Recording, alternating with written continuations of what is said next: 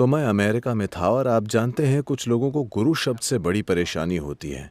ये 4 अक्षर वाला शब्द है, आप जानते हैं। उन्हें दूसरे 4 अक्षर वाले शब्दों से कोई परेशानी नहीं है। ये 4 अक्षर वाला शब्द है गुरु। आप गुरु क्यों हैं? यही बात एक महिला ने मुझसे पूछी, आप गुरु क्यों हैं?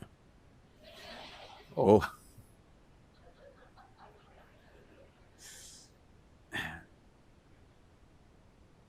क्योंकि आप अभी ऐसी स्थिति में हैं, आप अपने आसपास की चीजें सिर्फ तब नहीं देखते जब आपकी आंखें खुली होती हैं।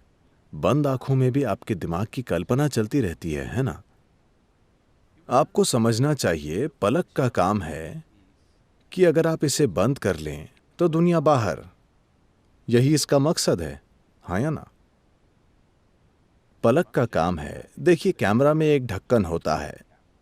जब आप ढक्कन लगा देते हैं तो दुनिया कैमरे से बाहर होती है, हाँ? पलक वही है, वो कैमरा लेंस की ढक्कन की तरह होती है। अगर आप ढक्कन लगाने के बाद भी देखते हैं तो आपका दिमाग खराब हो गया है, हाँ या ना? अगर आप ढक्कन लगाने के बाद भी देखते हैं तो आपका दिमाग सही में खराब हो गया है। या दूसरे शब्दों में, आपके दिमाग की बुनियादी क्षमताएं, जो याददाश्त और कल्पना है, दोनों काबू से बाहर हो गए हैं। आप नहीं जानते कि अपनी याददाश्त का इस्तेमाल कैसे करें, आप नहीं जानते अपनी कल्पना का इस्तेमाल कैसे करें। बीते कल और आने वाले कल का आपका दुख बस यही है, आप अपनी याददाश्त और कल्पना से काबू खो बैठे हैं। अगर अपनी याददाश्त और कल्पना पर आपका काबू होता तो मैं आपको अपना सहयोगी मानता, मगर अब आप अपनी याददाश्त और कल्पना पर से काबू खो बैठे हैं। इसका मतलब है आपको पागल खाने में होना चाहिए। पर्याप्त बुनियादी ढांचा न होने के कारण आप पागल खाने की बजाय मुंबई में हैं। हाँ, आप अपनी याददाश्त और कल्पना पर से काबू खो बैठे हैं। इसका मतलब है कि आपके पास दिमाग की क्षमता का लाभ उठाने की काबिलियत नहीं है, जो इन 2 चीजों पर नियंत्रण होने पर आप कर सकते थे। कुछ हो रहा है। सफलता का आपका विचार यह है कि आपने रोजी रोटी कमाई, ठीक है? आपने अपने पड़ोसी से थोड़ी बेहतर रोजी रोटी कमाई, तो आपके पड़ोसी के पास मारुति है, आपके पास मर्सिडीज है। यह आपकी बड़ी सफलता है। मान लीजिए कल हम हर किसी को मर्सिडीज बांट देते हैं। आप उसमें बैठना नहीं चाहेंगे, हाँ? तो आपको मर्सिडीज की तकनीक की कोई कद्र नहीं है। आपकी एकमात्र चीज है, देखिए, क्योंकि मैं रतन टाटा से बात कर रहा था जो ऑटो इंडस्ट्री में है। इंडस्ट्री से अधिक उनमें ऑटो को लेकर जुनून है। Auto person, okay? तो एक बार जब हम साथ बैठे थे, हम आध्यात्मिकता या कारोबार की बात नहीं कर रहे थे, हम सिर्फ कारों और मशीनों की चर्चा कर रहे थे। तो जब हम इन चीजों को देखते हैं, देखिए, बात सिर्फ इतनी है,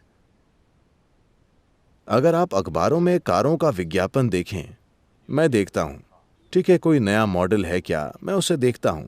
मेरा उसे खरीदने का इरादा नहीं होता, मगर मुझे ये जानने में दिलचस्पी होती है कि क्या आ रहा है, क्या जा रहा है। मैं उसे देखता हूं। वे कहते हैं लेदर सीट, वुड फिनिश, ये चीज, इस तरह का पेंट। मैं देखता हूं कि इंजन कौन सा है, ट्रांसमिशन कैसा है, गियरिंग सिस्टम कैसा है, गियर की समस्या क्या है। मैं ये जानना चाहता हूं, कुछ नहीं, सिर्फ leather, paint work, stereo system. हे भगवान, इन सब से कार नहीं बनती। ये एक लिविंग रूम है।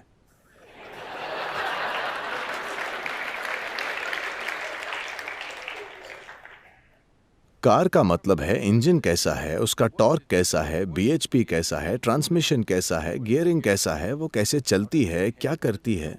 नहीं नहीं नहीं, ये पेंट वर्क के बारे में है। क्योंकि कार का मतलब है कि वो कितनी चमकीली है और कैसे आपके पड़ोसी की आंखें चौंधिया देती है। आप जानते हैं, दुर्भाग्यपूर्ण है,